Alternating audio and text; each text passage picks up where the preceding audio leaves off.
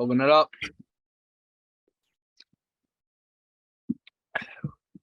And welcome back to another episode of Cold One Conversations. Good. I am Brendan Petrilli. Alongside me is my boy, Harry Heaps.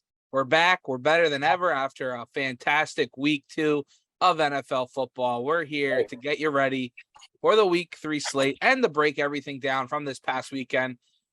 We both went above 500, giving out our favorite unders, overs, and our locks. What do we know? Not bad. What's going on, Harry? What's going on, dude? Well, dude, I mean, listen, we said it off camera. We said it off, off mic last week, but, betting the under is the smart way to go. And the unders hit. People don't like it. Believe me, I'm an overs guy, but the unders delivered. When I tell you to take the under, you take the under. And that's why, hey, it's not about how you win. It's if you win. That's why I've always said, bring PEDs back to baseball, but that's a completely different subject. I'm excited, man. I think it's just been a really weird past 2 weeks of football. I think that you could probably agree with that too. I mean, besides, your team obviously getting the win, that isn't weird. I know you love that. We'll get into that. But when you look at it, bro, like these games have just not been what we thought that they would be. Teams that we thought would be really good are not doing that great right now. And teams that shouldn't be that great are kind of overperforming right now. It's a little bit of a strange beginning to the season. But for those teams that never are really talked about, you think of teams like Atlanta, even though they lost, they're kind of coming back. New York, you look at both of those teams, and then you look at teams like Tampa that should be really good, and then they're not. It's like, what's going on? But I'm excited, man. I'm excited by the podcast. I love that we're on episode 3, and let's keep it going, man. And I'm glad the audiences liked my rant. I was in a lot of pain, but I'm glad they liked my rant. That was pretty cool. Yeah, for all of you sad bastards out there that just tuned in, they hate watch that. Make sure you go subscribe to the YouTube page. 2.5K viewers. We only got a couple subs from it. You guys are come on now. We're making great content. Make sure you follow us. Click the bell. Make sure you know when we're going live. We're trying to put one out every Thursday right before the next week's slate for the NFL pops off here. But yeah, Cold One Conversations on Apple, Spotify, wherever you get your podcasts. Make sure you subscribe to the YouTube page. Follow us on Instagram and Twitter because you get to see our beautiful faces. I think I got the camera kind of figured out now. Got a new one. Shout out. We're waiting. You got a little cut too. Look at the hair. The hair's looking good, man. Not bad. Not bad at all. You got to see this beautiful Philly versus everybody shirt because that's where we're at, baby, right now. That's where we're at. The people are still hating us after that big time victory on Monday night. But we'll wait to get into that in a little bit. Harry, I want to start with that. Your birds first, honestly, because it did go a little semi-viral for us, for our small podcast starting up here. Yep. But wow. How many points? Can you remind me again? How many points were the Ravens up over the Miami Dolphins this past weekend in week 2? You're up 28 points. 28 points. You're up 28 points. I'm not going to go into the dish that I went second half. I know. I'm not going to go into the dish that I went into on the video because you got to go view that one and subscribe. As Trilly just said, we're trying to build something. This is Cold One's Conversations. We need those subs up. Hit the bell notification. Hit everything. Comment. I want all those Dolphins fans, by the way. I love it. Them in the comments. I like it. I'm an idiot. Fins up. I love it. Keep it coming. I'll get to my little experience with that in a little bit too when we get to my birds. But yeah. I'm down. I'm definitely down to hear it. But listen, man, I saw so much that I loved this past Sunday, right? I saw so much that I loved until that fourth quarter. Dude, that was almost a perfect game from Lamar. Practically, dude. Honestly, probably his best game that he's had as a quarterback, as a traditional quarterback that is sat in the pocket. Going 21 for 29, throwing for over 300 yards, having 3 passing TDs, rushing for a touchdown. Dude, the distribution of the ball was absolutely ridiculous. The amount of players that he got involved, it's crazy. And dude, you see him, he's not relying on Andrews. And he was the rushing leader for the team too with 119. I know. And what was so crazy to me, man, I made sure to make a note of this during the game to bring it up in our podcast, obviously, is I made this note. I go, Ravens, great coaching, 10 minutes and 39 seconds for the first touchdown drive that obviously got turned over. Then we fumbled the ball, came back and scored later. But dude, that was the first time that I've seen the Ravens, and I don't know how long, take that. I thought I was watching a Tom Brady Patriots game from 5 years ago. Just ample time at the pocket, ample time at the line. Okay, we're going to hit him with 2 pass plays. Now we're going to go for the run. Now we're going to slow him down. Let's use clock management here. Let's eat clock. Let's take time off. Not having the drive be over in under 4 minutes, 4.5 minutes. They took 10 minutes and 39 seconds to move down the field 87 yards. It was tremendous. I loved it. And I mean, man, I sound kind of defeated right now because I've already gotten all my anger out on that 1.5 minute rant. I mean, I've never seen a team that has made its identity on defense and a pass rush not have, we don't have that identity. How do we go from a team that can score from anywhere on the field? The last time we were able to do that was when Joe Flacco was our quarterback and we won a Super Bowl. That was the last time, back in 2013. And now we're able to score all over the field and our secondary can't stop for shit. I mean, what are we doing, dude? I mean, listen, I get it. Tyreek Hill's a freak athlete. He's going to have that Tua bomb pass. He's going to catch it, score a touchdown. But you can't stop Waddle twice in the red zone. I mean, dude, I made the comparison before. I'll make it again. And I was ragging on him. You know, I'm thinking to myself, let me just bring you through what I was thinking. I was thinking to myself, all right, Trilly made it clear. I was really hard on my Ravens during that Jets game. We came out with a win.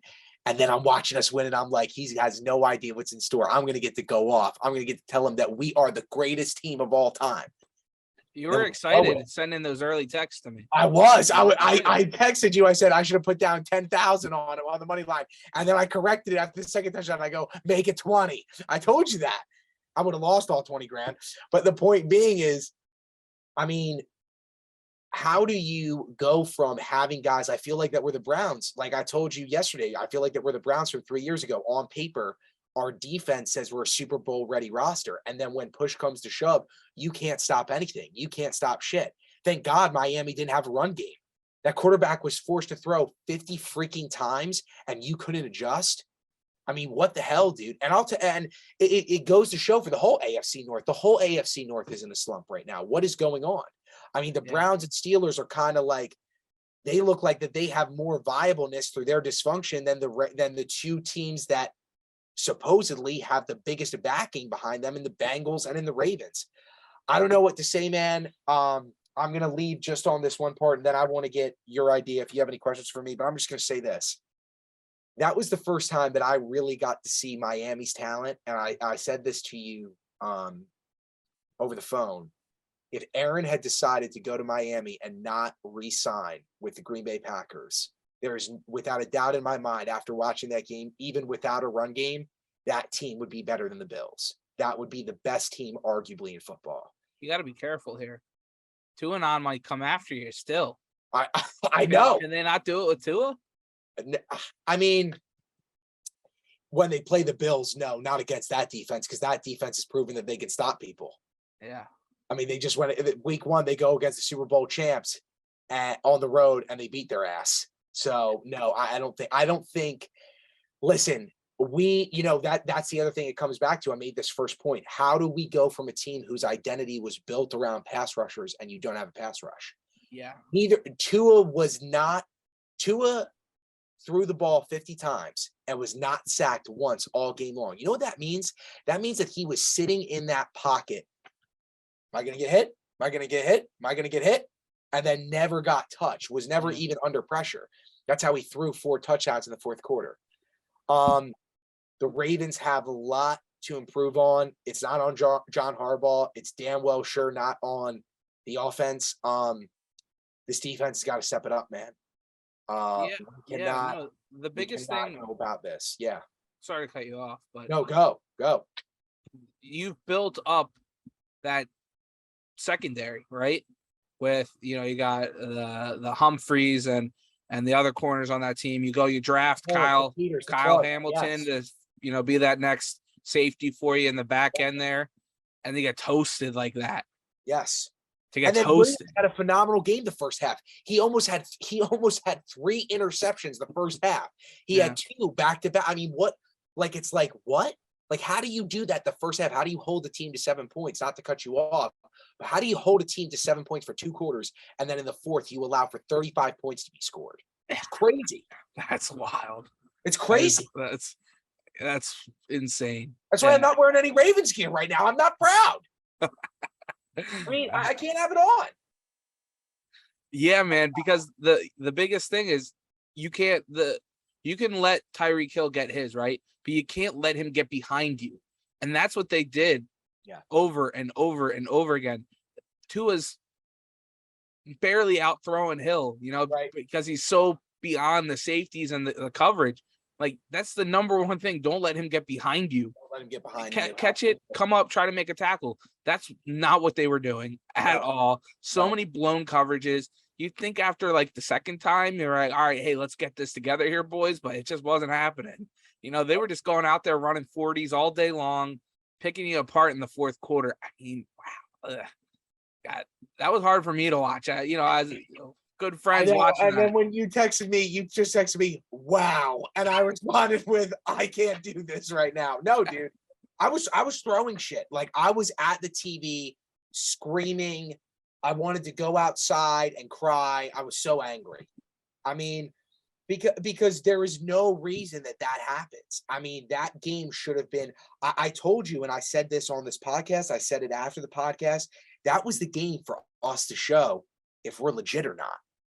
That was the game for the offensive line. And the offensive line especially showed, dude, we're ready. Dude, Lindenbaum, I'm going to go on record to say that at the end of this season, Linderbaum will be the steal of this past draft, without a doubt. Without a doubt, dude. Lamar didn't get touched all game against one of the best front sevens in the NFL. Dude, he allowed him to throw 3 passing touchdowns, dude. Opened the holes up for him to get a running touchdown. I mean, dude, like he's going off right now. No, he's a very good player for sure.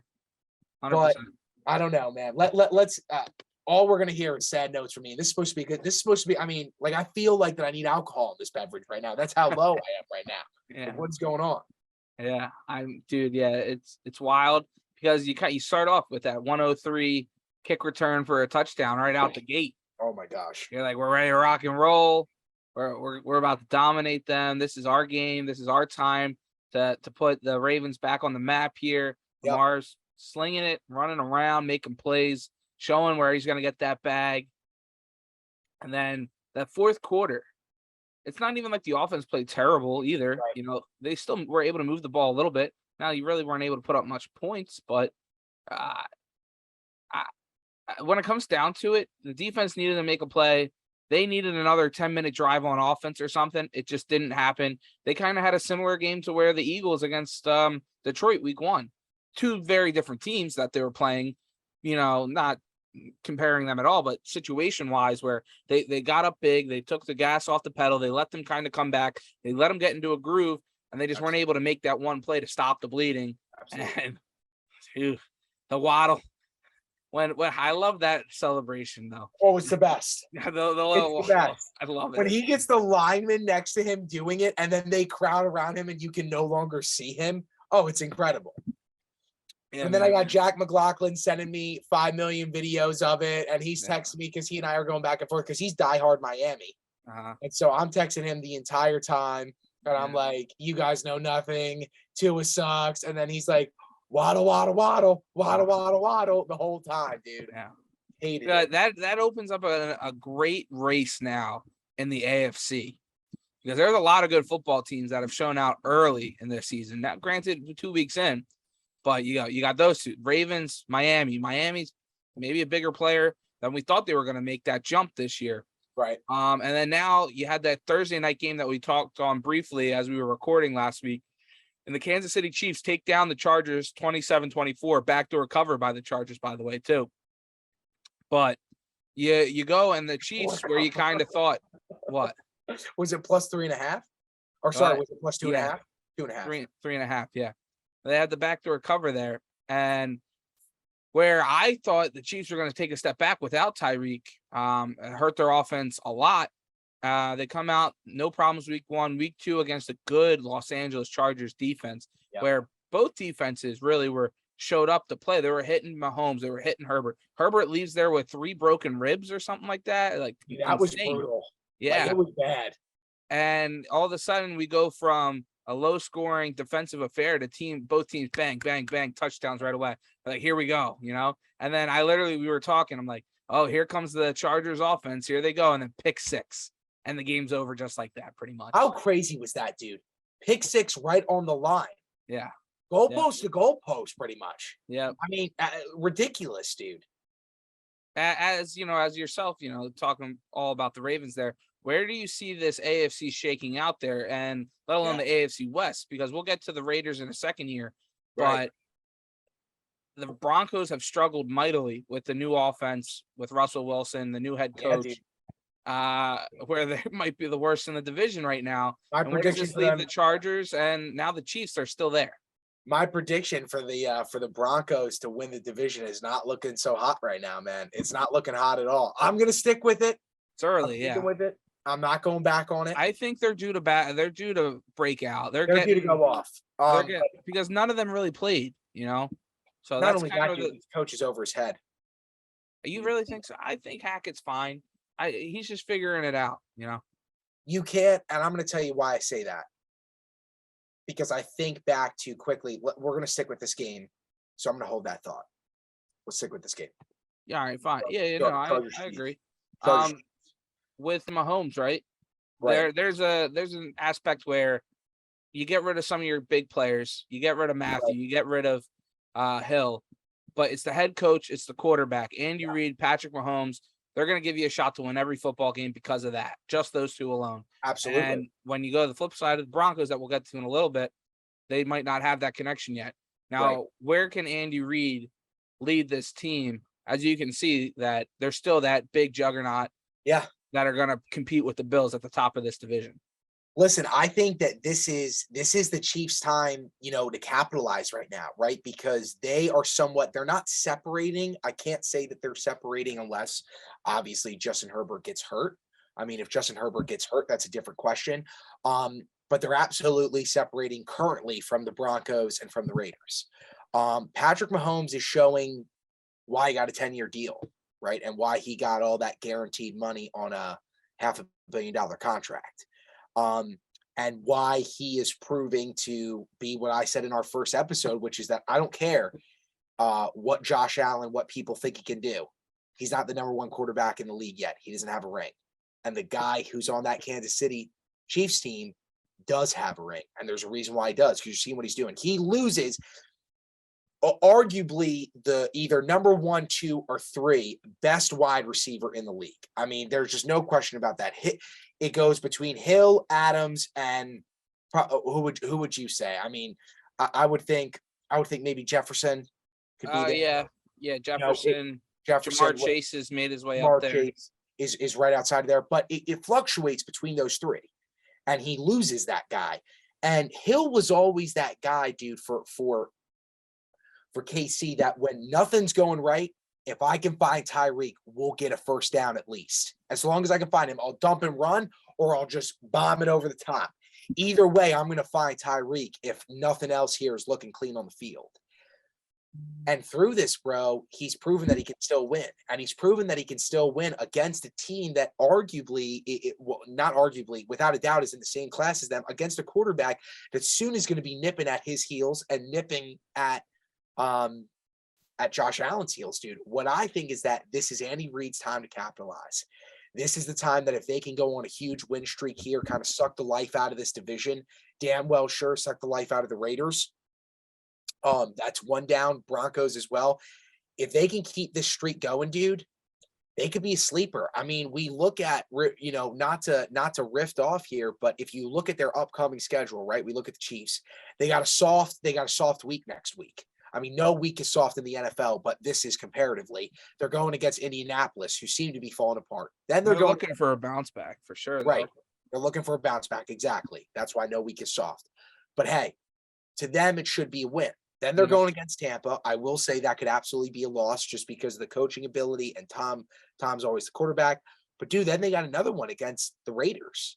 That should be a win. And then their biggest competition really all season long is the Buffs that following week, on the 16th. So I don't know about you, man, but where I'm kind of going with this is I think that this is a time when the Chiefs, with all their talent, are kind of being a little bit written off by the glamour of the Bills.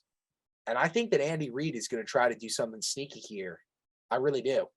Yeah, the way that defense responded, where everybody's like, this is a total over game. Both these teams are going to be a shootout.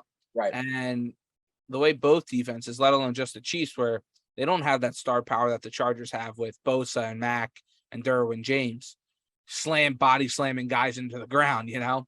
They don't have that star power per se, but, you know, the Chris Joneses and everybody else on that defense, they've been there for years now. They've been on that Super Bowl run. They've been deep runs in the playoffs. They know how to get it done with Spagnuolo at the DC, with Andy Reid there.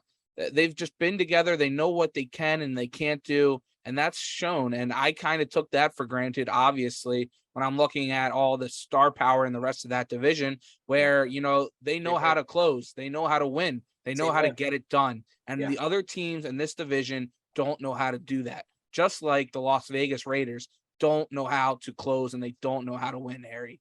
Great segue, by the way. I mean, that could have been a professional Fox Sports radio segue. That's got to get clipped. Like that right there, that's going to help us get the $100 million deal. But to segue into that topic, dude, what is going on with the Raiders? How do you add arguably one of the best offensive minds, right, in the National Football League as your head coach? Yeah. And then from there, you go on and add Devontae Adams as your new number one target, arguably the number one target in the NFL. And you can't close. And you can't close against a team that Kansas City made look like they were playing a Division I college team. Yeah. And you can't close on them? I mean, dude, what is going on with the Raiders? I mean, right now, man, in my opinion, Derek Carr, and I've told this to you a million times, Derek Carr has always been on the fence of being in that top 10 category of quarterback. He's always been 10 or right outside. He's never been above 10 to me. And right now, dude, he's proven the point that he can't be in the top 10. I mean, he is not closing. And I like when he goes against, when he goes against the Chargers again, I'm definitely taking them. Damn well sure when he goes against the Chiefs, I'm taking them. And right now, even with the dysfunction of the Broncos, dude, if you can't close with the weapons that you already have, what's going on? I mean, what do you think, dude? Yeah, back-to-back weeks. You had a chance to take on Week 1 against the Chargers and show that, hey, we're here. We're a new Raiders team. We're here to be a team to be reckoned with, and they didn't. They fell short. A lot of picks, a lot of turnovers. It just didn't work. And then it showed reared its ugly head late in this game again, where you're just kind of cruising. It was an ugly 4:00 game. You just kind of forget about it because, Dallas, Cincinnati was a little bit of a close one. The Rams and Atlanta had a big comeback. So they kind of got lost in the shuffle there. And then all of a sudden you look up and you're like, oh my God, Arizona's got a chance to tie this football game up. And then you go and your defense forgot how to rush the passer. You're letting Kyler Murray go run around. Looks like he's playing a video game, dude. It does. And then all of a sudden he just walks in, puts the ball out, touchdown, tie ball game. He's got the best little it looks like you're watching Michael Jordan highlights when he would make people's heads go everywhere, when he would just be holding the basketball. Dr. J, like the little up and under the basket. Literally, yes, yeah. And that's that. Kyler just goes, bloop, touchdown, bloop, 2-point conversion. Right there in that, like, it doesn't even matter. And he kind of like short legs it a little bit too when he knows he's getting close to it. Yeah. Yeah. I mean, that's just the biggest flaw because you're right about this Arizona team. They are not that good of a football team. I mean, you're missing DeAndre Hopkins with the PEDs. That's why you can't bring steroids back in football. But, until week 6. And then you still got, Hollywoods there now, James Conner. The rest of the teams, my ball, Zach Ertz is kind of an iffy guy at most at this point in his career. He'll get you a couple catches, but their offense is not explosive. You can't let Kyler Murray take over a game. And that's what they did in that second half where Derek Carr just couldn't move the ball anymore. They just go stale. They have about 10 plays in their bag. And once they use them, it's like, what's next, guys? Like, was JJ Watt back? That's a great question. I didn't notice him. I didn't know. So then no. Yeah. Where's he at? What's going on with it? Like, you know what I mean? Like, again, that's another point though. Yeah. And now, don't get me wrong. I don't think that he's not like his brother right now. But I mean, dude, that's another star player that they were missing out on, and you still couldn't get the job done. Yeah. The Raiders right now, and I'm gonna say this. I'm gonna do a hot take right now going into week 3. With what the Raiders have in coaching right now, obviously he's unproven. He had a horrible time in Denver, goes back, does that whole thing with Indianapolis, then goes back again. Now he's back in, the head coaching position. I'm going to do a hot take here, dude. If Carr can't get this done and they're not viable, they might shop him at the end of this season. Because at the end of the season, maybe. Sorry, what did I say? Yeah, no, you're right. I was just thinking. I mean, dude, because think about it. This market is so huge. It's massive. They've got massive talent.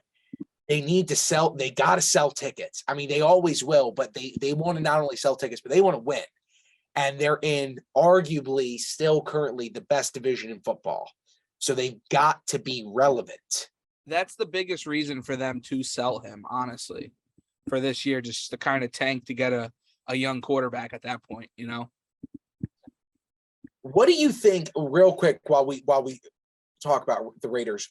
We talked about this, over the phone. But what do you think about what came out about recently, right before we started our podcast, where Dana White confirmed with Rob Gronkowski that Rob and Tom were supposed to be Raiders? They weren't supposed to be Tampa Bay Buccaneers. Well, what do you think about that? I mean, why did they do it? Ownership said no, right? No, what's his name did, who got kicked out? Oh, Gruden. Yeah. Gruden's the one that blew it up, like in the last, like apparently in the final hour.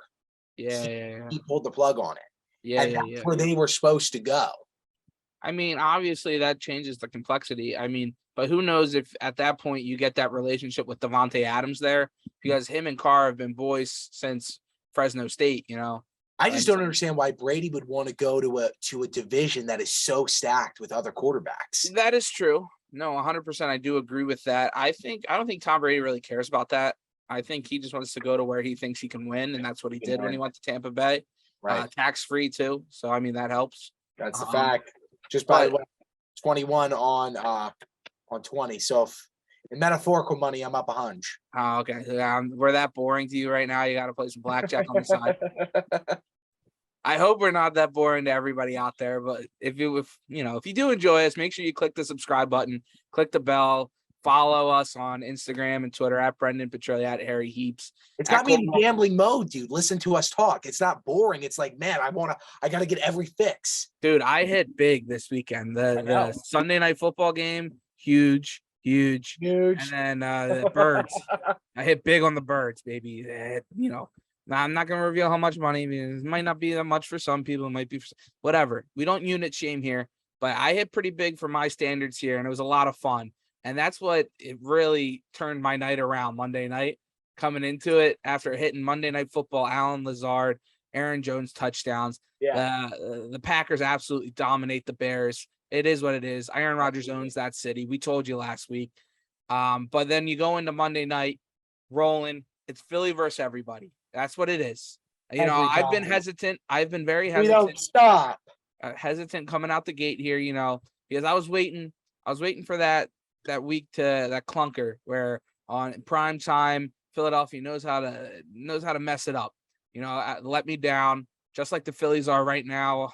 Man, I can't even. But it's like you sold our souls for this Philadelphia Eagles team now. This Philadelphia Eagles team came out and absolutely opened up a can of whoop-ass from the get-go, Harry. From the get-go. I mean, Jalen Hurts, you couldn't have had a better first, 3 drives? No. First half. It was absolutely perfect. Come out and show that you can throw the football, that he can go. He can go from the first guy to the next guy to the next guy. Oh, bang, there. Even come back and hit the next one.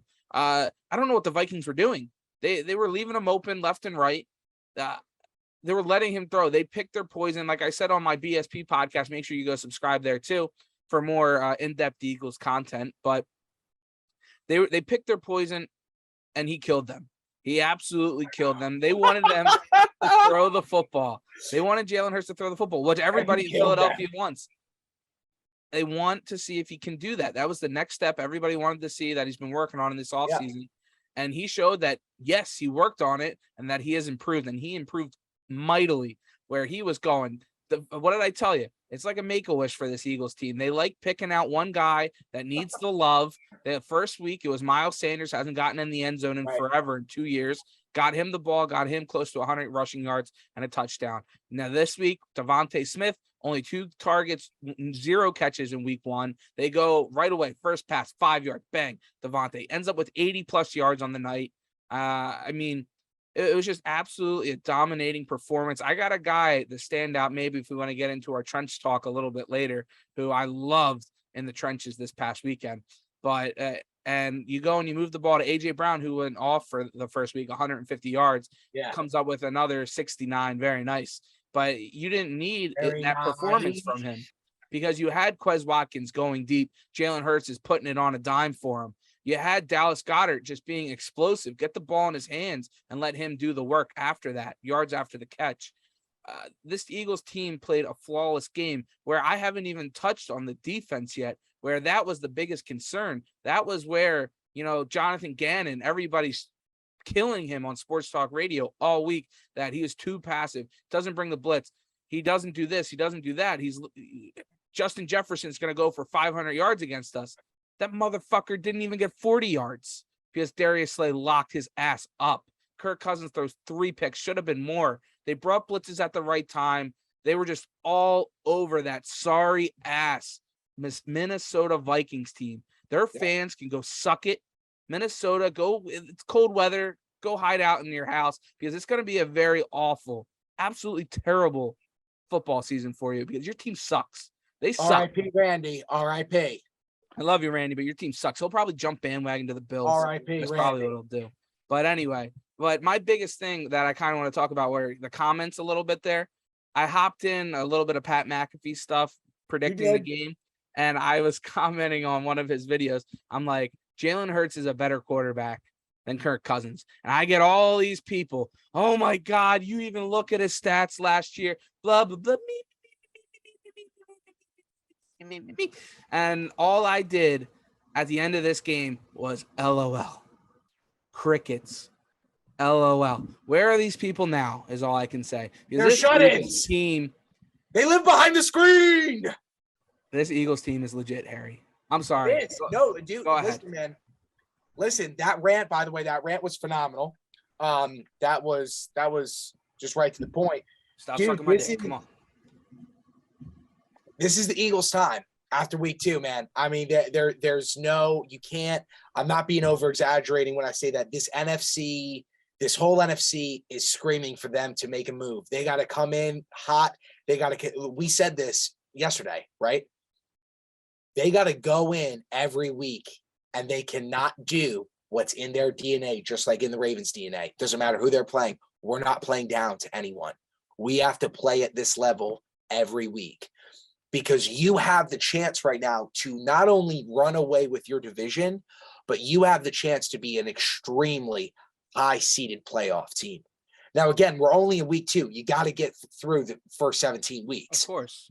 Absolutely.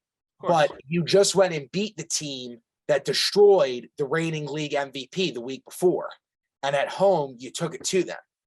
And everybody was hopping on their bandwagon saying they're going to be the next big thing. They can make it to the NFC Championship. Right. And they just came out and attacked them. It was not like they even had a chance. The Eagles even kind of let them in it and let them hang around in the fourth quarter there. They didn't put them away. But That's know what the best thing about it was? When Jalen Hurts came out in his postgame, they're talking to him, oh, Jalen, they're trying to pump him up how great of a game he did. And he just goes, I should have been better. We didn't score any points in the fourth or third quarter in the second half. We should have dominated this team. We did dominate this team, but it should have been better. That's that Crimson Tide blood. That's what that is. And that's what I love to see. That's what you want. We dominated them, but it should have been 100-7. Like, absolutely. That's what you want from your quarterback, and I'm proud of him. I literally tweeted, he's growing up in front of our eyes. That's what we wanted to see from that guy. How was Fletcher Cox, by the way? He was fine. I mean, he's not really a sacks guy. He never has been his whole career. No. It's more just the pressures. The He pressures just creates the pressure. Exactly. That's all they tweet, tell you. It's just, oh, he's big pressures, forcing the ball out quick. And that's what they did. They brought extra guys. They brought Kaiser White. They brought CD Deuce, the new guy they got from the Saints off the edges. They blitzed at the right times. You don't have to blitz all the time, but you blitzed at the right time, and Kirk Cousins didn't know what to do about it. And their offensive line had no answers, because when you're rolling 5, 6, 7 guys deep on that defensive line, maybe we get JPP in here too. That's a rumor that's been kind of swirling around with Derek Barnett going down. But when you can rotate these guys, keep them fresh. Is that a rumor in your head? No. Check it out. It's out on the Twitterverse right now. But you can rotate these guys and keep the pressure up. You don't always need to get home, but you force Kirk Cousins just to and throw it up to, right. Justin's out there somewhere, and you got corners like Darius Slay and Bradbury that just go and get the ball. Before we hit a break, let's hit Bucks real quick, and then let's hit that break. Sound good? Yeah, get it. You start. I'm exhausted. Yeah, you gotta take a breath. You gotta hit the beverage. You gotta hit the Eagles Cup out of respect. I love that you got the Philly versus everybody plus the Eagles Cup. Absolutely. And speaking of which, I'm pulling up ESPN right now, and the front photo is Jalen Hurts. Only fitting. Man. I mean, dude, I think, I'm going to go quick with the time that we have. That Tampa Saints game was down and dirt. I told you go back. I got receipts. You go look at the tape. I said, take the under. Take the under. And what happens? Up until the fourth quarter, there was only 6 points scored in the whole game. I'm seeing your face. What's going on? None. The Phillies made a quick comeback, though, which I like to see. Okay, that's off topic. We're going to continue on with Tampa Saints. It's down and dirty, man. You got fights big going time down over. and dirty. You got fights going down all over the field, bad blood. Listen, this is a team that's had Brady's number since he came to Tampa. That's something that the media always talks about, and it's the truth. The Saints have not been able to deliver, but even when Breeze was there, and since he's retired, they are able to still keep up with the Bucks. This is a Bucks team that without an elite quarterback in the Saints, they should be wiping the floor with them. They should not be managed this well. But because the Saints are such a good buttoned-up organization and it's a great division rivalry, I mean, dude, you know what? I'm going to be honest. As a Ravens fan, I've grown up on the Ravens-Steelers rivalry, right? And that is something that is pure in the NFL. It's one of the deepest rivalries in the NFL, down and dirty defense. But right now, the past few years, I haven't had those type of games from the Ravens and the Steelers. I'm getting that feeling from Tampa and the Saints. This game was tremendous just to see how dirty football can get. How when you just have men who are elite athletes knocking into one another, wanting to practically almost kill one another when they're out on that field. You don't get these 57-point games, 42-point games, 24-point games. You got the GOAT on the field, and there's only been a field goal scored up until the fourth quarter. And what happened was Tampa was just a team that got their fuse lit quicker than the Saints. They got pissed off. They were ready to go. And once Tom started getting talked to disrespectfully, he was ready to turn it on. Saints win 20-10. Tampa Bay wins 20-10. Do you think there was a bounty out on Tom Brady? Oh, if you don't go into the game with the bounty, I don't know what you're doing. I mean, Saints know how to do it down there. Sean Payton might, because he's not a part of the organization anymore. He'd be like, "Hey, here's 50 grand real quick for you. Go get him." But absolutely. I mean, honestly, it was a really good football game. It was hard-nosed. Jameis Winston, I love him. I love riding him because he's just so much fun. But you got the bad Jameis. My cousin Ryan and Courtney, they were down at the game. He's a big Saints fan. It's going to be a tough ride with famous Jameis. As much as the highs that he can give you, man, you saw the lows are bad. Yeah. Those lows are bad. Rock bottom. You have a competent quarterback on that team. They probably win that football game, honestly. Without a doubt. That could be a Super Bowl ready roster, dude. Once that fight happened with Mike Evans, God damn it. I was in the middle of a hot take, ready to rock and roll. You see, this is why we need the $100 million contract, because if we had the $100 million contract, we could upgrade our Zoom account. We'd be able to pay for Zoom. But then if we got the $100 million contract, we wouldn't just be on Zoom, ladies and gentlemen. We would be in the studio, multicam, microphones, guests, get us subscribers, get us commercials, get our views up, hit the bell notification, Spotify. We will sell our soul. Give us the 100 mil. We are yours forever. We're locked and loaded. We're ready. It's get on the boat early is all I'm saying. You know, it's better to say you got in at episode 3 or 4 than it is at episode 30,000 when we're rocking and rolling and you missed the boat. 999. Yeah, whatever. Right. You get the point. We're here. We're making it work. Okay. Should we move into week 3, bro? Yeah, let's move into it. Let's do it. All right, let's get into it again here. What we kind of did last week, you know, going off a part of my take, the boys. Shout out the boys, PMT. You guys are the goats. But let's do our favorite Barstool Sports Advisors and Stu. Yeah, we love you, Stu. We do love you, Stu. Let's talk about who do you think is our favorite underdog? You know, point spread wise, Harry, for this week. Okay, point spread wise, wow, that's a hot question. Okay, favorite underdog, point spread wise, wow. Okay, well, I think that I know where you're gonna go. So I'm gonna answer. I'm gonna throw that idea out first before I give mine. I think that you're gonna say the Colts because they're due to get one. That's what I feel that you would say. But I don't hate that. I could be wrong. It's just the Chiefs, so the Chiefs are really fucking good. But I like where your head's at. That's kind of where I'm at here too. Where I'll tell you what I'm thinking though. I'm thinking the Bears are favored by 2.5 against the Texans. Are they really? Yeah. So I would probably take a look at that. Honestly, I don't really want to talk about that football game though, but that's probably where I would kind of go. Bears are -2.5. Wow. Yeah, I would think I would take the Texans there because the Texans have been frisky. They've played teams well, very well, over the first 2 weeks. The Bears, they might be due to break out offensively, but kind of what we talked about against that Packers team. You can't have Justin Field throw the ball 9-11 times in this NFL. They just seem like they don't really trust him. They don't really have the weapons anymore for him. They don't really even have the running game. They should do some RPO. They should do something just to get him to feel that like he was back at Ohio State. Now maybe he has something to prove after he kind of said that, you know, all he cares about is these guys in the locker rooms. He doesn't really care about the fans. Right.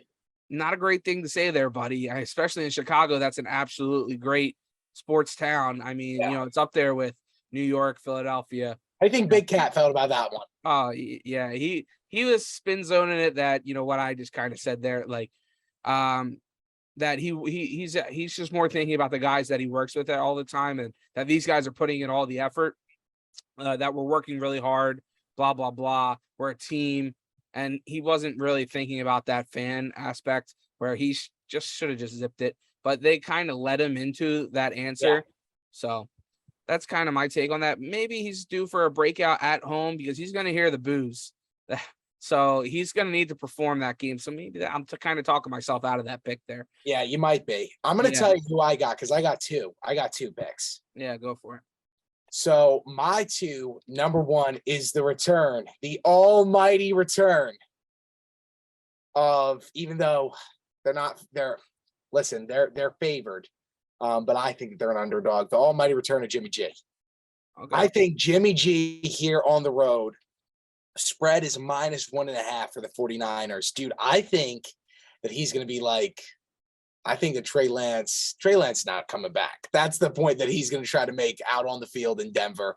In the Mile High City, he's going to have trouble breathing with that oxygen tank, but he's going to have that 5 o'clock shadow looking beautiful as it does. He's going to turn on the Jets. He's going to get the ball out. I could see him dominating. I could see him throwing the Broncos into an 0-3 record right now, dude. I there's something to watch about Jimmy G coming back after renegotiating a 1-year deal, $6.5 million. gets benched. We're moving forward with Trey Lance. Then Trey Lance, somehow he gets hurt. He can't play. And now the almighty Jimmy G, who made it to an NFC championship last year and Super Bowl 2 years before that, is now coming back, dude. I'd watch out for this 49ers team, man. I would. But I got one more after that. But what do you think about that? I know that's not necessarily an underdog because they are -1.5, but I think everybody's going to try to give him crap, and they are on the road.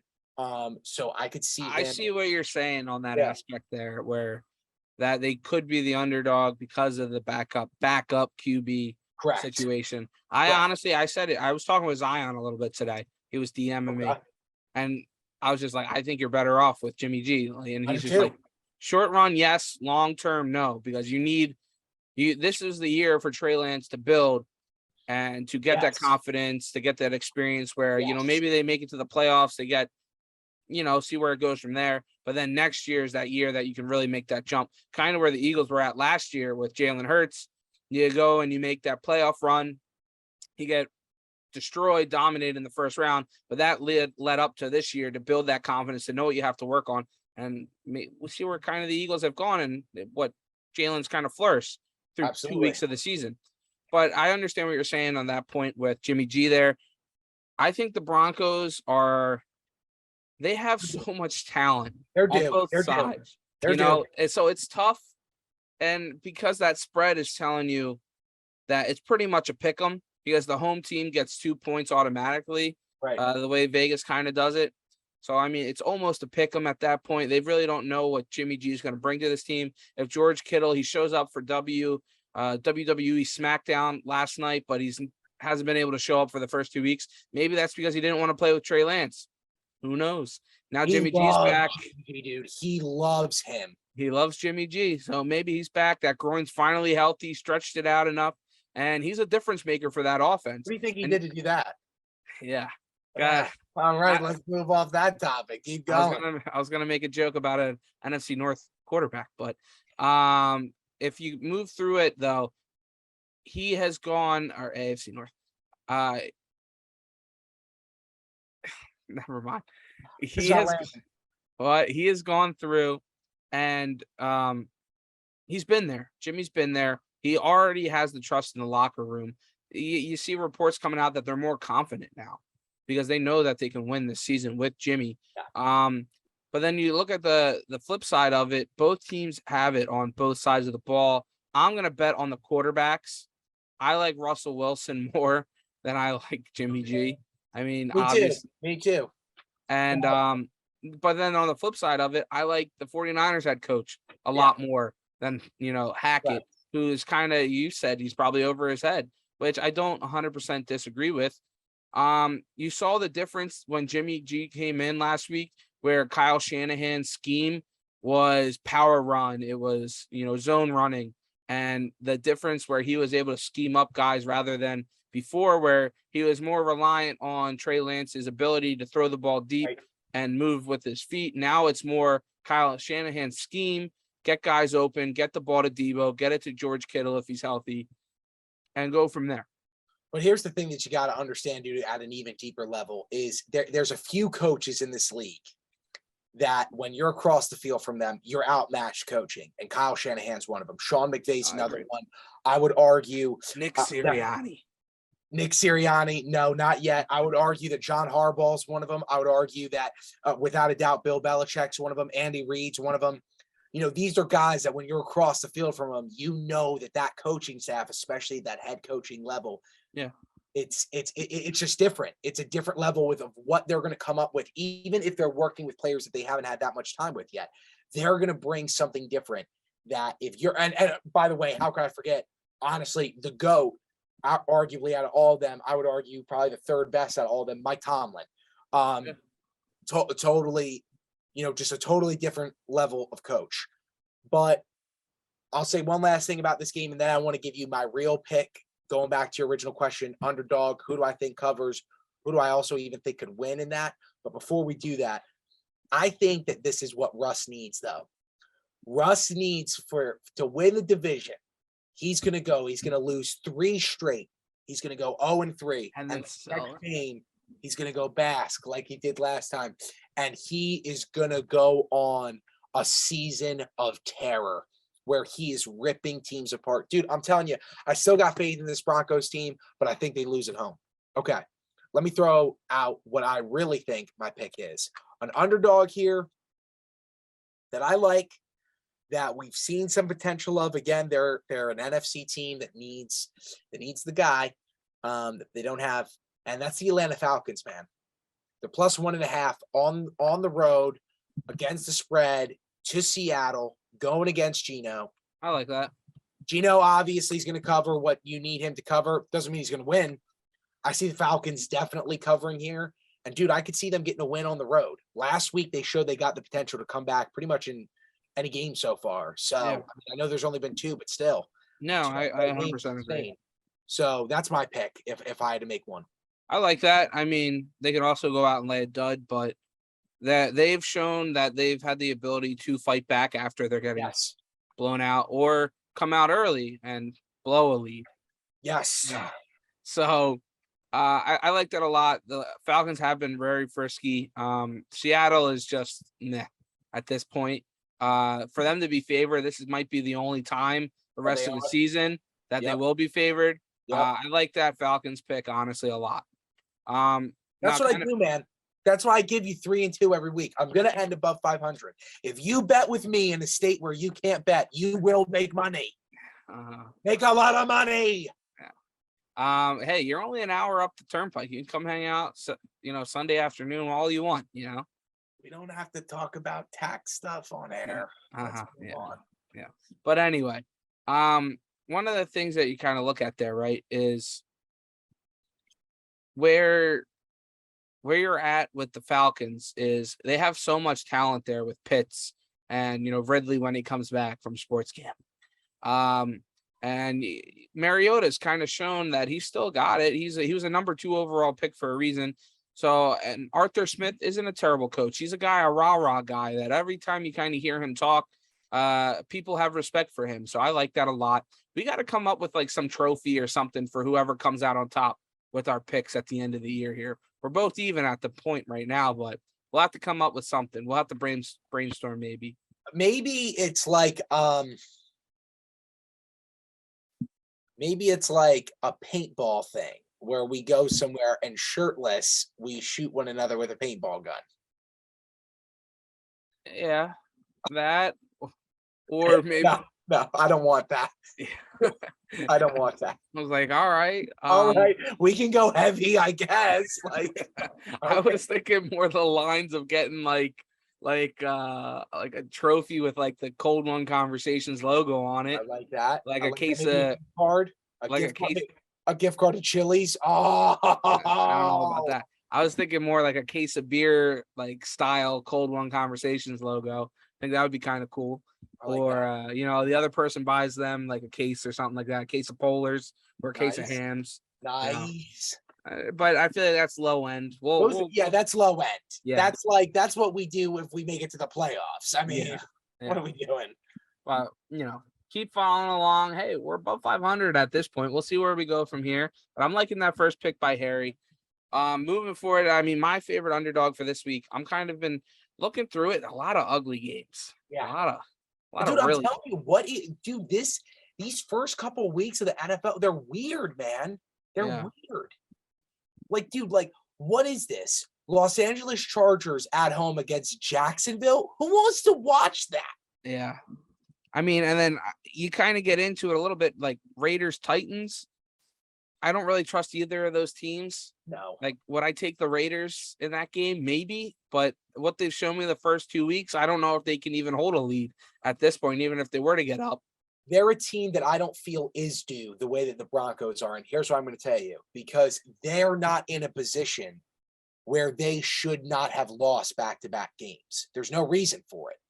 They're working with an elite level offensive coordinator who's now become a head coach. They've got a top 10 quarterback, arguably, a huge, huge threat as a wide receiver, and a decent enough defense, and an overall just solid franchise, right? And how could I forget Waller? I mean, talking about a top 5. top 5 tight end in the league. Yeah. So, I mean, no, I agree with you, man. That's like that game sucks. Yeah. I think where I'm going to go is tonight's game when you're listening to this, Thursday Night Football on Amazon Prime. I think I'm going to go the Steelers. Ooh. 4.5 over the Cleveland Browns. That's a great pick. Steelers offense really hasn't shown you much. Getting a lot of Kenny Pickett chants out in Pittsburgh Nation out there this past weekend, where Mitch really hasn't been able to move the ball that much, but I don't really have that much faith in that offense from the Cleveland Browns. I mean, they can run the ball, and we know that, but you got Jacoby Brissett out there and Amari Cooper. That's about it. Off through the air. I think Mitch is due for a solid game. I think he's going to do just enough to be able to get you a victory. This game's going to be ugly, just like their game was against the Patriots last week. Both of these defenses are more than capable. I think Pittsburgh comes out and wins it by 7. Wow, that's a bold prediction. You think by a tug? Yeah, by a touchdown. Because I just don't see the Browns being able to move the ball down the field to be able to win it. A lot of it is based off of their run game with Kareem Hunt and Nick Chubb. They make mental mistakes over and over and over again, like you saw with Chubb this past weekend, where he could have went down at like the 5-yard line, stayed in bounds, let the clock run out, game's over, goes, scores a touchdown. Hey, fantasy owners, we love it. Shout out to Chubb, hot tub time. Oh, damn it. A hot Chubb time machine. Hey, he gave me 38 last week. 38.4 points. Yeah. I'm going to make a bold prediction real quick about this game. Yeah. One of these teams is going to score safety in this game. I like that. And if I had to put money on it, gun to my head, I'm taking the Steelers. Yeah, I would too. I think that this could be at half 12-10. Yeah. Like I like safety or a defensive touchdown, like pick 6, fumble recovery for a touchdown. Fumble recovery would be it's got it written all over it on Thursday night. You got the good Amazon Prime game out. You got the good Amazon Prime game out the way, right? With the Chiefs, Chargers. Now you're just getting into the mud. Like it's probably gonna rain and it's gonna be ugly, but it's gonna be a slugfest. I like the Steelers. I like their head coach, Tomlin. He's one of those guys that can outcoach anybody. Absolutely. He gets the boys up for every game. I think best coach at the podium by far. I haven't looked at the props yet. If Mitch is at 1.5 touchdown passes thrown, I might take the over in that, honestly. I like that a lot, honestly. Yeah. I mean, so but who do you think is getting those touches? Is Najee supposed to be in the game, by the way? Yes. Yeah, okay. I believe so. So dude, I could see him if they're in the red zone. I could see them doing kind of a play action thing, and he rolls out maybe to the left. Deontay Johnson's made some spectacular catches too. They just haven't been able to get him deep at all. Chase Claypool really haven't been able to get him in open field.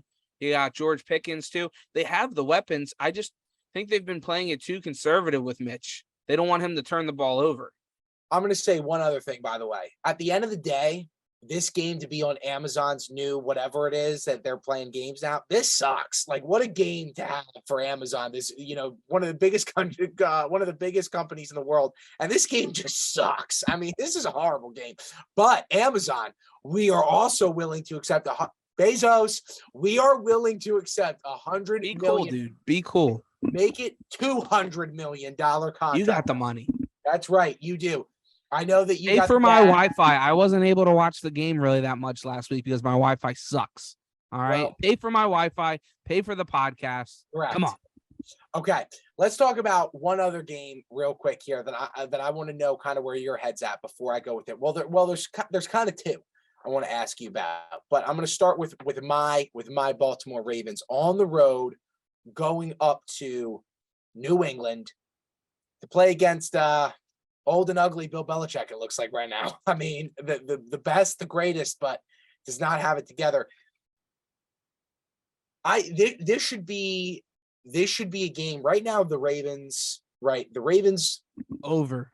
Take the over. Take the over. Absolutely. 43.5. Absolutely. Take the over. The Ravens will score that themselves. Only -3, dude. The Ravens should wipe the floor with this team.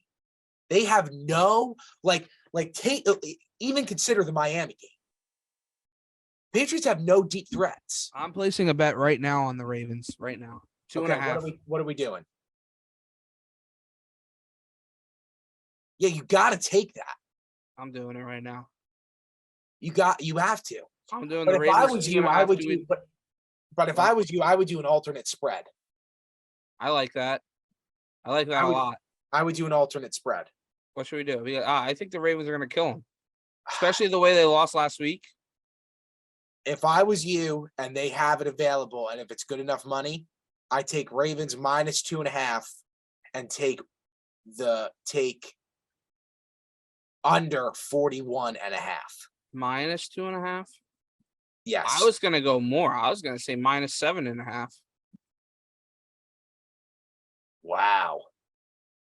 I'm more confident in your team than you are. No, it's not that I'm more confident. It's not that you're more confident. It's that I recognize that they do have another really good front seven, and Judon is gonna look to find a crack in there.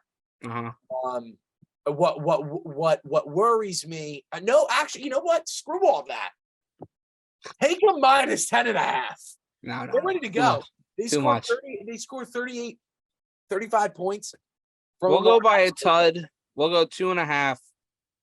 And but take the under 41.5 points. Dude, the Patriots aren't going to score, dude.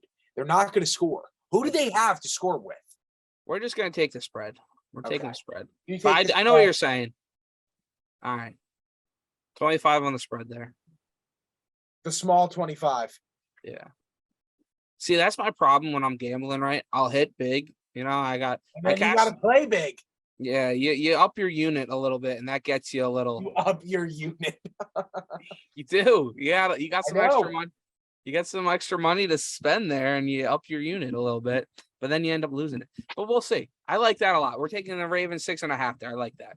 That should be a game that we go in with a fury, and that we are ready to let loose. Yeah, no, 100%, big time. Big time. All right. So you but here's the next thing that I wanted to ask you about. I'm glad that we didn't spend too much time on that because I want to ask you about this. Bills on the road to Miami. Are the Bills going to score? Are the Bills going to score over 30 points again? It's a good question. Miami's defense wasn't able to slow down Lamar. That's what I'm saying. And Josh Allen's a much bigger Lamar Jackson. That's right, and a more accurate one at that. But Lamar's right behind him. And the over under is 52.5. Yeah. See, I'm going to tell you, I don't think I'm going to say this. Tua, if I had to put a bet right now, Tua will be sacked 3 times in that game. Tua's going to get touched. It's not going to be like it was against the Ravens. This pass rush, Von Miller could have a standout game in Miami. It's going to be warm weather. He's going to love it. The stadium's going to be beautiful. They're going to be wearing their away jersey. He's going to be ready to go, dude. They are going to get after Tua, man. I don't know if they score the same way. Yeah, this is the big week here, right? Where if that last game, that offense that came out and scored 30 plus points on the Ravens. If they can't come out and score against the Buffalo Bills at home at the Hard Rock down in Miami, right? The Bills might be untouchable. If the Bills come out and they shut down this offense that is rocking and rolling right now with Tua and Waddle and Tyreek, it's going to be tough to beat the Bills. Yeah. It's going to be really tough. Now, this might be a game that can kind of sneak up on the Bills. You got to go down to Miami. It's hot still down there. Now, if this game was played in like December in Buffalo, I'm taking the Bills all the way. Those candy-ass teal uniforms, they're not playing up in Buffalo in December. No, they're not. They're not.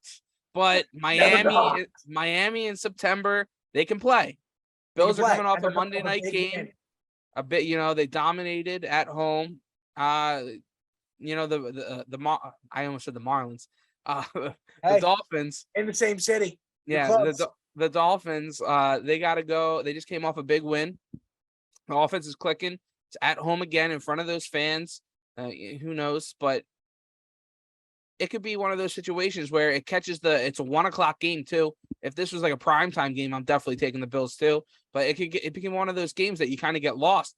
Where last year, down in Jacksonville, the Bills got shut out almost by Jacksonville, where you just kind of forgot about those games down in Florida when the Bills were down there and they just laid stinkers. This could be one of those games, but I don't see that happening. I think this Bills team is different. They brought in those pass rushers, like you said. I like Tua getting hit a lot in this game, and that's what the Ravens weren't able to do, and that's why he was able to score a lot of points. I'm just going to say there's only one thing about this game that I don't like, and it has nothing to do with the games and all about the gambling. I don't like that number 6.5. I don't like that number. I don't like that. What about it? Because even with how good the Bills are, with how much Miami just scored, in my opinion, that is too high. That's almost 2 points too high. Like, I think that what would be reasonable is 4.5 to 5 points. 6.5, dude, that's almost a touchdown. I mean, we're talking about a touchdown. Yeah.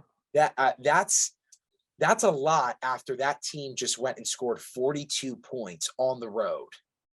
Yeah. No, I always wonder about certain stuff like that. You know what I mean? Vegas talking to you, trying to exactly. That's Vegas talking to you. Yes, they're trying to get you to bet take Miami. The Bills. It's saying take the take the Bills.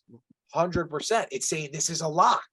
If they're minus 6.5, this is a lock. All right. I see what you're saying. You got to do it. You got to take it. You're going to make money. Put down 20,000. You'll make 3,000. But then you put down $35.69 and you win $10 million if you bet Miami. Yeah. So I don't know, that number is just shaking to me. Again, it's only Thursday when you'll be listening to this. It's only Thursday. Things can change Thursday, Friday, Saturday, Sunday, but that's a little too big for me. But I think you're right, man. I mean, listen, if Buffalo can keep scoring 30 points or more 3 weeks in a row, that is scary. So do you like the Bills in this game? At 6. Not at 6, but I like them. I think that they win outright 100%. I would take it. I would take the Bills right now if that number was minus 4.5. That's what I would take. I think that Miami is going to keep it close. And again, I think they're going to, at least in the second half again, because the one thing that I think is going to be different is this might be too far of a projection, but dude, if Miami only scored 7 against Baltimore in the first half with what the Bills are bringing, I don't know if they're going to be able to score at all the first half. But then if Tyreek runs off the field again, gets another IV like he did in Baltimore, that's what they said during the broadcast. Oh, he's back. He just got back from having an IV. That's what they said. He was so dehydrated and cramping that they gave him an IV in the locker. The guy is just full muscle, though. It's insane. So I don't know, man. I mean, I could see Miami not scoring at all and then have like a big third quarter. I think that Tua is going to get dumped on his ass, like you said, all throughout the first half. But that number is just a little too big for me. You score 42 points on the road, you got to have a little bit more respect than that. I don't care who you are. Yeah. All right. Talking about respect there, right? I'm looking at these over-unders. 41.5 for two of the best quarterbacks of all time going head-to-head. 41.5 points, Harry. That's insane for Tom Brady versus Aaron Rodgers. I mean, are both these defenses that good?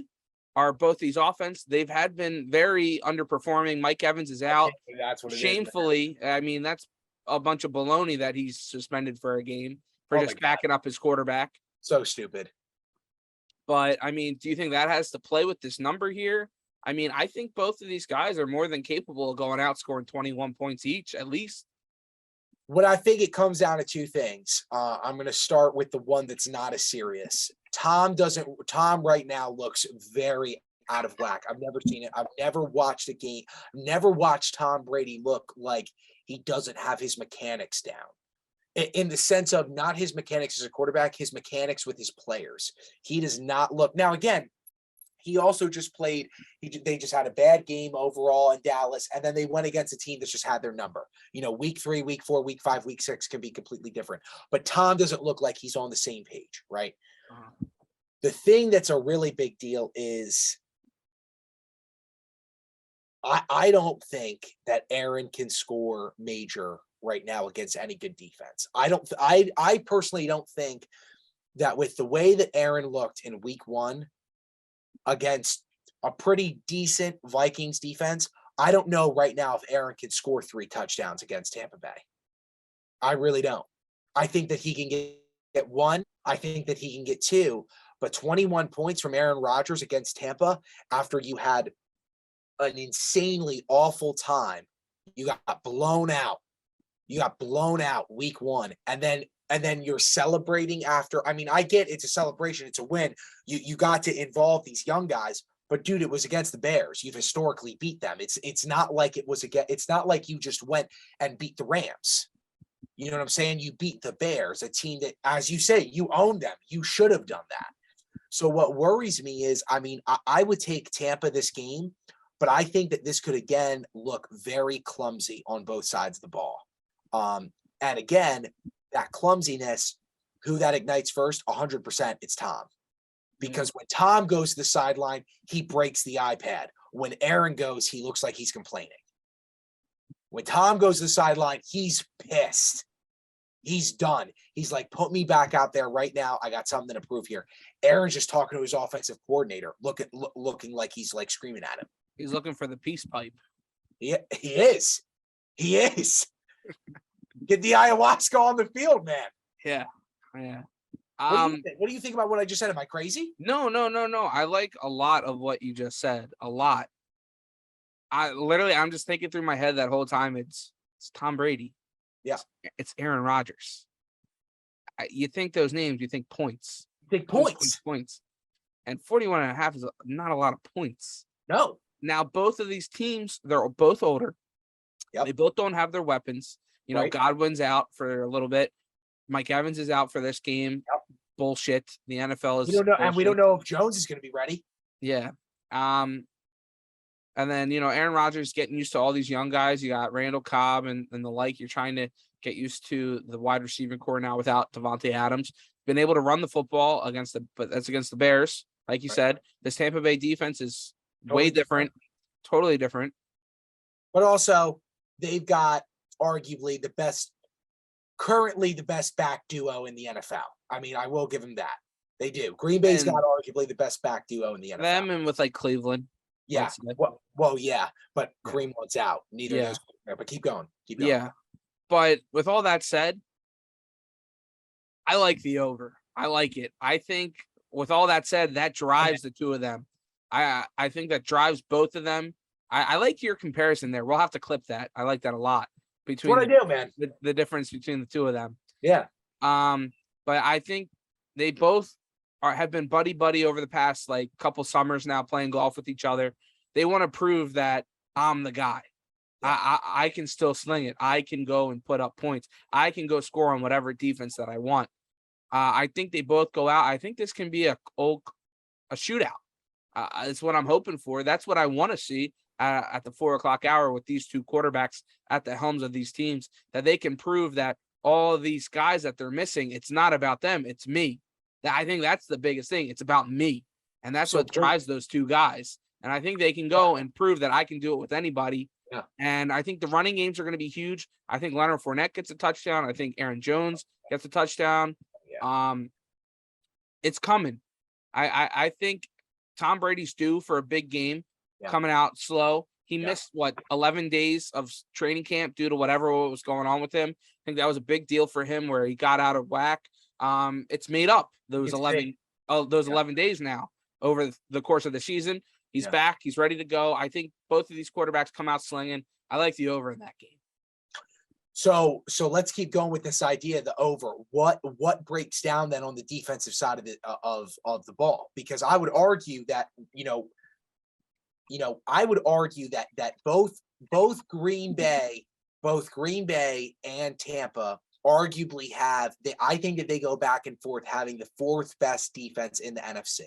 I don't disagree with that. I think that they're both solid. So what happens bring me through where Tom's going to be able to find those cracks in Green Bay? Tom Brady gives what he takes what he gives you, or what you give him, he takes. I know what you're saying. And Aaron Rodgers, he's been looking for those big plays. They just haven't been able to connect him. He's tried to get the ball into his young wide receivers' hands. They've been dropping them. Right. They've just been missing. Leonard Fournette has yet to score a touchdown and really go off.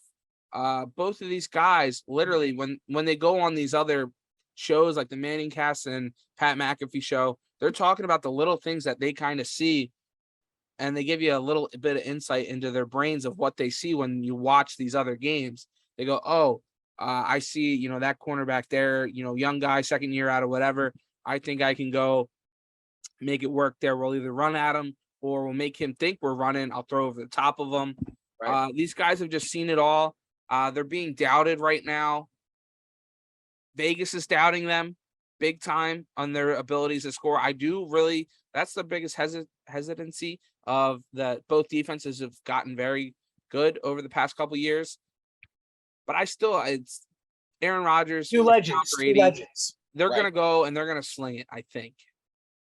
Well, I don't like it. Yeah. I don't love it, but I like it. It's the gunslinger versus the master of the field is the way that if I could put a label on it, it's the gunslinger versus the master of the field. They've both been ugly. They've been ugly. They've been trying to work things out. And I think this is the week that they're going to catch everybody by surprise. And we're going to be like, holy crap, this is an awesome game at the 4:00 hour. The one prediction that I'm going to make is that if Tom can't keep this close, which I absolutely don't see that happening because, again, of how good Tampa's defense is, but if he can't close, then I might have to rethink my predictions about them having an easy walk into the Super Bowl. I got to tell you, because this is going to be a test for them, right? Because Green Bay's defense is legitimate. Yeah. I mean, listen, their defense is going to, Tampa's defense is going to be able to stop points. They're going to be able to prevent teams from scoring, but you've got to be able to, and this is going to be like Tom last year in New England. You've got nobody out there this week. So what are you going to do? And we'll find out. We'll see where he's at. But I agree with you, man. I think it's interesting, and that's a kind of a sweet bet that over to match into a parlay, man. That might be a sweet bet to throw in there. It's not that many points, like I feel like they can easily walk into it. Maybe you get a defensive touchdown or whatever. Like that's disrespectful to those two guys, honestly, in my eyes. I think the biggest thing that I think that we're going to see from this game more than anything is I think that it's going to be just overwhelmed with play action. We're going to see Aaron roll out of the pocket so much and just dish it that it's just going to be one little step, one little step, one little step. Now, we're not going to see Tom roll out, but I do think that this could be one of Leonard Fournette's biggest games of the season, without a doubt, because that's the guy that he's going to trust the most on the field when he's out there. So, man, you want to hit this quick break and then we'll talk maybe one more? Yep, and we'll wrap it up. And we're back here on Cold One Conversations. We're getting right back into it here. We're gonna get into our favorite unders. How we doing? Week 3 of the episode. But before we do that, make sure you click that subscribe button, click the bell, turn on notifications, follow us on Instagram, Twitter, TikTok, wherever we're at Harry Heaps, at Brendan Petrilli, at Cold One Conversations. Harry, let's get into it. I'm gonna get into my favorite under for this week, and it's going to be a little bit maybe of a surprise. Two teams that kind of been able to put up some points. One team that is surprised, and one team that their quarterback's banged up, but who knows if they're going to rest him or not. And that's the Jacksonville Jaguars versus the LA Chargers at 74.5. I'll take the under there because who knows if Herbert's going to play the whole game. They might, or even at all. They might just kind of take this game off. Maybe they'll be able to win it without him against Jacksonville. Dude, that's a great pick. And give Herbert some rest. And even if he does play, I think Jacksonville has a good enough defense to be able to hold the Chargers to, 24 points or so. And I don't see the Chargers scoring or the Jaguars scoring more than 10 points. That's an absolutely great pick. I got two unders that I'm absolutely loving. And I'm going to lead with your division. Cowboys on the road to New York. It's 39 flat. I'm absolutely taking that under. No question about it. I see this being a down and dirty type of game. I'll also be honest with you. I see Dallas going on a 3-0 run here. Or sorry, not Dallas. I see the Giants going on a 3-0 run here, man. I like the under The here. Giants don't know how to score touchdowns. I know that they don't, but something's working for them. Something upstairs with the football gods is smiling down on this franchise right now. They're giving Danny Jones just a little bit more time. They're like, hey, maybe you give him a little bit more money. If Dak was playing in this game, what would this be? If Dak was playing, it would probably be 43.5 to 44.5, and I would be taking Dallas. Yeah. Dallas would be favored probably by at least 3.5. Correct. And right now, Dallas is the Giants are favored. Yes, at home by a point. I love it. I say take the points without a doubt. I love it. Take the under as well. But the last one that I'm going to throw it to, man, I can't believe I'm saying this, but I just have a feeling about it. I don't know what it is. I'm telling you, take the under. 45.5, Las Vegas Raiders on the road to the Tennessee Titans, who had a horrible performance against the Buffalo Bills. Take the under. Definitely take the Raiders points also as well. I think minus 1.5 is great. But I would be hammering this under significantly. The Raiders don't know how to close, and it looks like the Titans don't know how to play football. No, I agree. I don't think the Titans know how to score. They don't have any weapons anymore other than Derrick Henry, and that shows. You put guys in the box to stop Derrick Henry. Yep. That's what you do. And he just bounces off, and then he only goes 3 yards. And the only way that they were able to make it work with him before was having A.J. Brown. That's right. And be able to stretch the field. They don't have that anymore. He's with the Birds now. He's with the Birds. And they just don't have those offensive power with Ryan Tannehill to make it work. Yeah, the Titans are a bad team. Their defense isn't the same. They need Will Compton back on that squad. Shout out year 10. But yeah, I like that under a lot. I think the Raiders, they might be able to score some points just out of anger and frustration. Devontae Adams, maybe 2 touchdowns again. He's going to say, give me the ball. He's going to say, give me the ball. Him or Darren Waller. It's going to be either one of them. And that's who's going to prevail as the head guy throughout the rest of the season there. But yeah, I like that under a lot. Harry, let's move into a little bit of the favorites as we wrap up this episode of Cold One Conversation. Week 3 of the NFL season. Third episode or a lock. What? Favorites. And then we'll do our favorites. Okay. Favorites. And we'll do the locks. We're unveiling a new lock name. Yes. You came up with a great name. You got this. Okay, let's go with the favorites. All right. You want to go with your favorite first or what? Yeah. Without a doubt, I think that. I don't think it's going to be any surprise here. But my favorite, I can't believe I'm saying this, dude. My favorite is going to be San Francisco. Wow. I really, really like this game. I really like Jimmy G being back. I like the 49ers on the road here. I don't know what it is. Over unders 44.5. And right now, the 49ers are minus 1.5. I think that they go on the road here, man, and there starts being some doubts around this whole Trey Lance thing about him being out. I absolutely love the 49ers here. Yeah.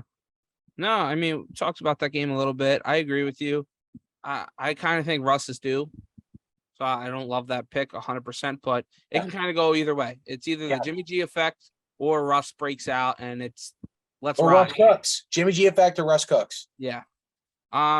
Move into my favorite. I got to go with it. We haven't talked about him at all yet. Subscribe to the YouTube. Yeah, we haven't talked about him at all yet. We opened the show with about week 3. We haven't talked about it. 10-minute rant. No, that was for week 2. That's week 2. Week 3. Pick somebody else. Oh, wait. No, I got an immortal lock that I got that's way different. They were my immortal lock last week. Okay, they're my favorite. They're my favorite this week at 6.5 down in Washington. We're bringing at least 5K people with Philly fan trips. Shout out. They're sponsors of the Fanatics. Sponsor us if you want. The guy's awesome. I was talking with him the other day. Very cool guy. But anyway. Give us money. They're going down there. they're looking to take care of business. They know they left meat on the bone on Monday night against Kirk Cousins. Carson Wentz. This is the first time the Eagles are playing Carson Wentz. That's the only little thing that gives me kind of pause. Going to give you a bloodbath. It's going to be a bloodbath. Because Carson wants he's got that red head in him a little bit. He knows he's pissed the way that all went down. He feels like he probably got not a fair shake in Philadelphia. I loved Carson when he was here. I kind of think that they kind of pushed him out, Philly fans, a little bit. And he might want to try to turn that around. He's got weapons now, but I think this Eagles defense has proven that they can shut guys down. I think they can go and get after Carson Wentz, and he's going to make a mistake that's going to cost them. And Jalen Hurts is a baller. They're going to run the ball. They're going to throw the ball all over this crappy Washington defense. And hopefully if that stadium stays together and doesn't hurt anybody or hurt Jalen Hurts like it almost did last year, this Eagles team is going to wipe the floor with at least a 17-point victory. Yes. I agree. I really do, man. No, I'm sorry. I'm just excited because I remember that game and he did almost get hurt. It was kind of Ben and the boys were right there too. I know. They almost went collapsing on and top Ben's of dad. And Ben's dad was there. Yeah. I got one more favorite real quick that I got to throw out there. All right. And that's the Chiefs at -5.5 on the road in Indianapolis. Yeah. Okay. I think that they dominate here. I think that they have another week 1 performance. You don't think the Colts are due? Not yet. Frank Reich is on the hot seat, you know? No, because this is a game that he can afford to lose. It's the Chiefs. Hey, we lost, but we lost to the Chiefs. But at home? Yeah, it's still the Chiefs. I think that people give them the pass. Now, if this was Jacksonville again, right? Then it'd be like, okay, what's going on? Or if this was, let's say, the Saints or Atlanta at home and you lost, it'd be a different conversation. But it's the Chiefs, so they give them the pass. But I love them at -5.5. Love it. On the road. All right. Harry, you came up with a new name for our locks. What is it? And give me it. When Trilly and I give you a lock that is going to make you money, we are guaranteeing it. We are bringing it to the bank. We are telling you to take it. We are telling you that we are putting our money on the line. You need to do this. 2-0 last week. The name of the bet, drum roll please, Trilly, is the lock of death. This is the lock of death. This is the lock of death. This is the bet that you must put in. Trilly, I'm going to pose a question to you. What is your lock of death? My lock of death. Team that's come out 0-2 to start the season. They were in the Super Bowl last year. AFC champions. Going up against a team that squeaked out a great comeback win last week with your boy Joey Flacco at the helm. Joey Flacco. I'm taking the Cincinnati Bengals -5.5. Lock it. Wow. They're going to come out. They're going to dominate this Jets squad at MetLife. Joe Burrow's due. This offense is due. Jamar Chase, T. Higgins, Tyler Boyd, Joe Mixon. I mean, they got guys all over the place. They played some good teams to start the year. Good defenses. The Jets don't have that. They don't have that pass rush that can get after him 6 times a game like they've been giving up. I think Joe Burrow's pissed off. He's never lost this much in his life in football in the past 4 years. Take it. Bengals are going to come out. They're going to wipe the floor with the Jets. The Jets had a nice ride. They had fun last week. It's going to come back to reality. Joe Burrow, the Bengals, 5.5. It's a lock of death. My lock of death. I can't believe I'm saying this. I can't believe that I'm saying this. This goes against every moral I have in me, but something's telling me that it's so wrong. How does the phrase go? It's so wrong, it must be right. My lock of death, money line. Green Bay Packers take Tampa Bay for the win on the road. That's my lock of death. I got something within me that's telling me that somehow, some way, Aaron is going to look to make a statement in a game that doesn't matter early in the season when it's against Tommy, and this will be it. This will be a game that he can hold his head high. He beat Tommy on the road. But hey, Aaron, it wasn't in a playoff game, and that'll give all the Aaron lovers and all the Green Bay lovers a reason to praise him even more.